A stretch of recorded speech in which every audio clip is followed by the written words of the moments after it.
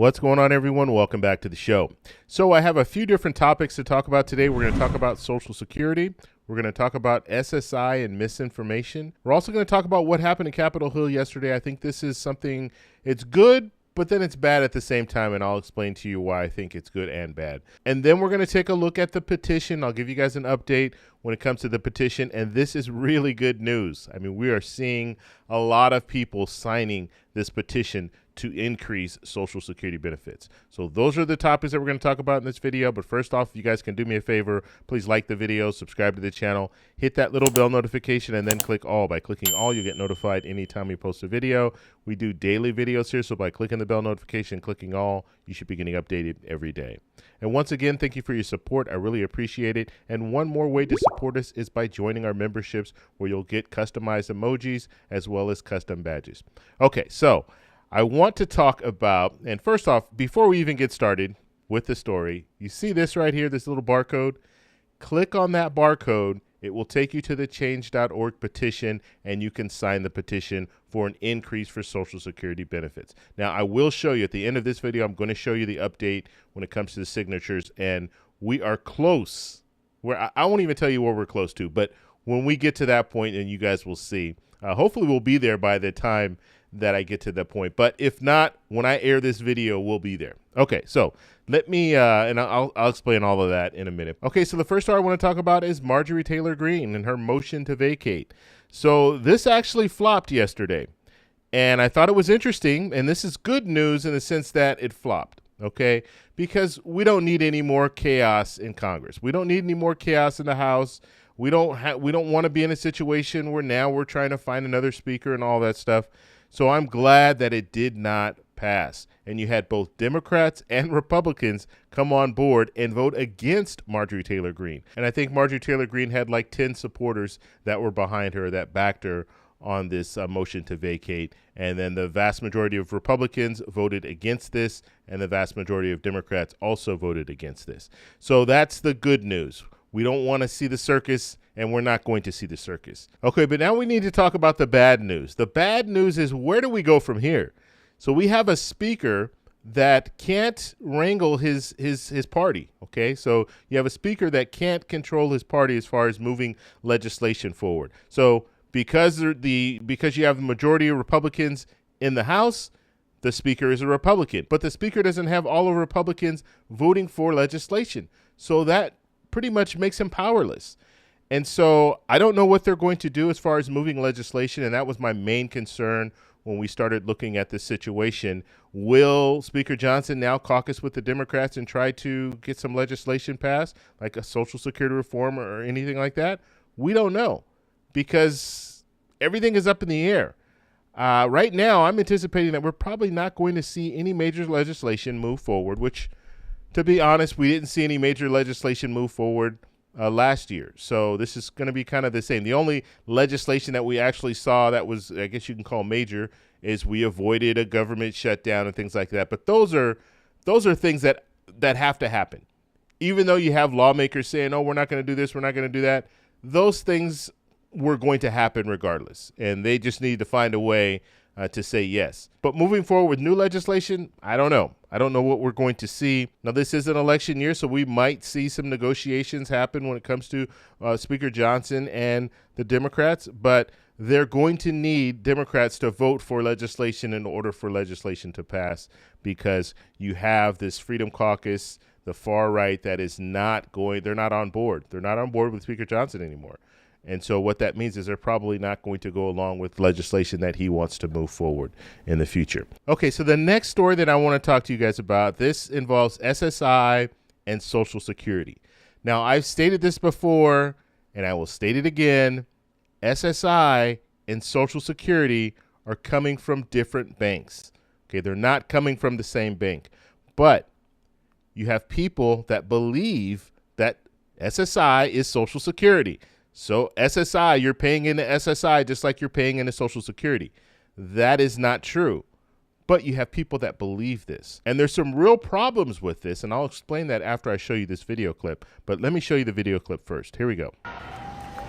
Hey, y'all. So I'm in Sam's, and I just found something out, and I'm trying to fathom trying to figure it out. So how is it that the Biden administration has made it possible for Ukrainian refugees to get SSI checks? They're not paying into the system. They're not from this country. They didn't help build this country. So riddle me this. How are they getting SSI checks? You know, the monies that are taken out of every paycheck that we get every time we get a paycheck, that chunk of money that they take. How are Ukrainian refugees getting SSI checks? Make me understand that. Please make me understand that. Because they're trying to work us until we die so that we don't get the SSI check. So how is that happening? Somebody please make me understand, because the math is not mathing. Okay, so there you saw what I was talking about when it comes to SSI and Social Security. She's actually getting them confused because SSI and Social Security are different. They are funded from different places. And so she was talking about the payroll contribution, or the payroll tax, as many people know it. But the payroll tax is going towards Social Security. SSI, that money is coming from the general fund.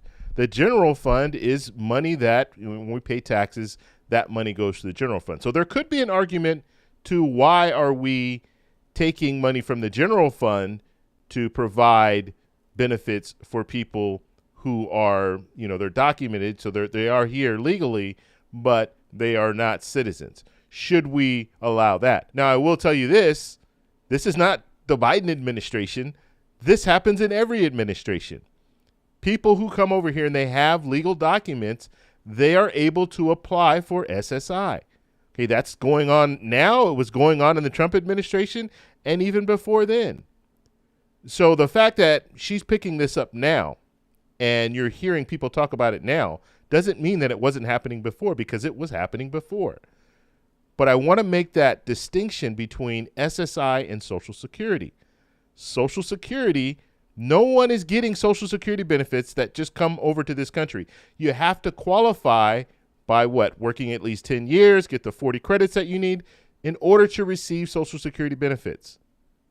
I want to make that clear, because what's happening, what I'm seeing is this misinformation that's out there. And she, I guess, was at Sam's Club and then just realizes, maybe someone told her this, and so she got on TikTok or wherever she is talking about this. But know the facts. The facts remain. When it comes to Social Security benefits, you're not just getting Social Security benefits for not working. You have to work in order to qualify for Social Security benefits. You can work 9 years here, pay into the payroll contribution, and guess what? You're not going to get Social Security benefits because you do not qualify. So you can't tell me that a person's coming over here and doesn't have any credits is qualifying for Social Security benefits, because that is not true. Now, when it comes to SSI, there are strict requirements to qualify for SSI. If you are extremely poor, you can qualify for SSI, but when you start working and start bringing in income, then guess what? They will cancel your SSI. And so a lot of these people that she's talking about, if they come over, they have legal documents to come over here and they start working. Let's say they're able to receive SSI for a few months. They start working. They go over that threshold.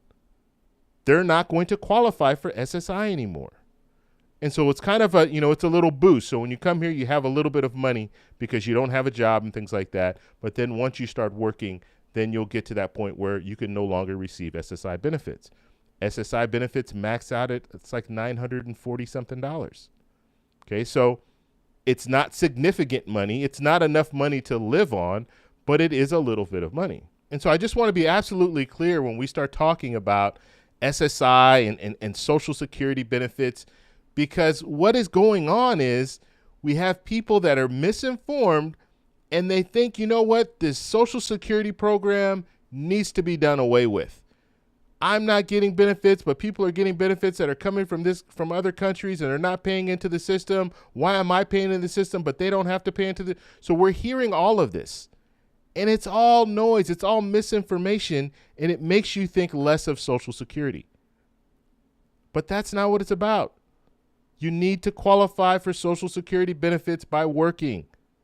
You need your 40 credits or you're not going to get Social Security benefits. That's it.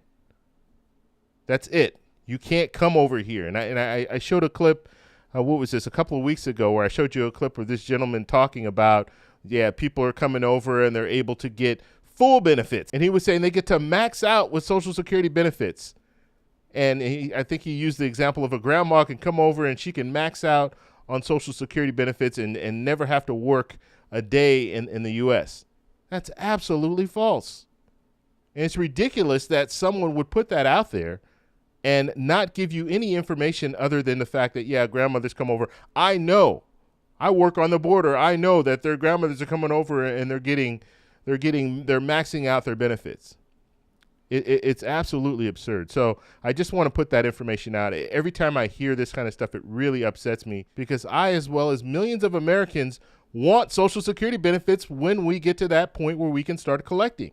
Sure, I'm retired now. I'm receiving a pension, but I do want to receive the little bit of Social Security benefits that I can receive because the windfall elimination provision will affect me, but that's a whole nother topic, and I talk about that as well on this channel. But when it comes down to it, I want to receive some Social Security benefits, and it really bothers me when I see people just putting out information and not knowing how things work. Okay, now I did respond. This was on Twitter. I did respond to her on Twitter. I didn't get a response, but I'm just letting you guys know. When I see this stuff, I try to correct it on Twitter, as well as I'll do videos if I think it's significant. Okay, so the last thing I want to talk about is our petition. And guess what? Our petition is doing really well. So we are at a point now where we're at 998 signatures. And there it is right there, 998 signatures. The next goal is 1,000. We had 176 people sign today. So this is really good. It's really taking off. And what we're doing here is we are demanding an increase in Social Security benefits for our seniors. So I'm really, really happy with the results here. These videos, I will show some more of these videos, but I think I will wait until I'll actually we're doing a live stream tonight. So the live stream tonight, I'll show some of these videos so you guys can see what people are saying about an increase for Social Security benefits. But this is, this is amazing. I put this out 7 days ago. Actually, it'll be 8 days when I post this video, but I didn't announce it. I announced it about 7 days ago. So I didn't announce it. I put it out the night before, and then the next day I did a live stream and we announced it then. So, it's really good to see that people are participating in this petition. And the hope is that we'll be able to get significant numbers of signatures. And if we can, then we can go ahead and send letters, and not just me sending letters. You guys can send letters as well, and then link this change.org petition and say, look at all the people who are supporting an increase for Social Security benefits, and send that to your congresspeople, and send that to the president, and send that to the former president who's running for president. Hopefully this will at least have some impact. It will at least get them to say, okay, we have thousands, hundreds of thousands, whatever number gets to, we have a lot of people who are interested in an increase. So maybe we need to take this more seriously than we're taking it right now. So I just wanted to put that out there to you guys. Remember this barcode right here. All you need to do is turn your phone on, turn the camera on your phone, and then just hover it over that barcode. You hover it over the barcode, you're going to get a little link. Just click on that link. It'll take you right over to the change.org petition, and then you can just sign it right there. It takes you not even a minute to do, and hopefully this will help. If you like this video, please give me a thumbs up. Please subscribe for more, and I'll talk to you in the next one. Bye.